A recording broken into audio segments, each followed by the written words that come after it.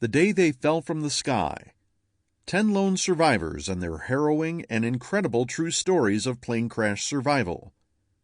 Written by Oliver Martin Cass. Narrated by Lee Goettl. Introduction. Since the dawn of time, humans have survived insurmountable odds stacked against them. From wars to pandemics to natural disasters, people have evolved to survive and thrive throughout time. Over the course of history, personal stories of tragedies and disasters have always given us a sense of curiosity and fascination as to human perseverance and the will to survive. Even during modern times, you often hear about people surviving getting lost at sea, being marooned, or even lost in a forest. What you don't always hear about are those who manage to survive a plane crash. Many people are terrified of flying. Their main reasons are generally the sheer height and possibility of a crash. The general assumption about plane crashes is that when one occurs, every single person dies horribly. Some people are so scared of flying that they would rather drive for multiple extra hours or even days to get to their destination. They believe that driving is safer than flying. This is a long-standing belief that is highly inaccurate. In 2018, the number of fatal plane crashes was 1 in 16 million flights, while fatal car crashes was 1 in 114 trips.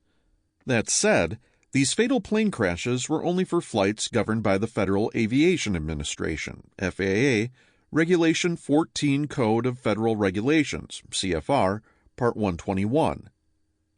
These are only planes that fly for commercial usage and are heavily regulated by federal law. Planes under this regulation have strict standards when it comes to pilot training, maintenance, and inspections.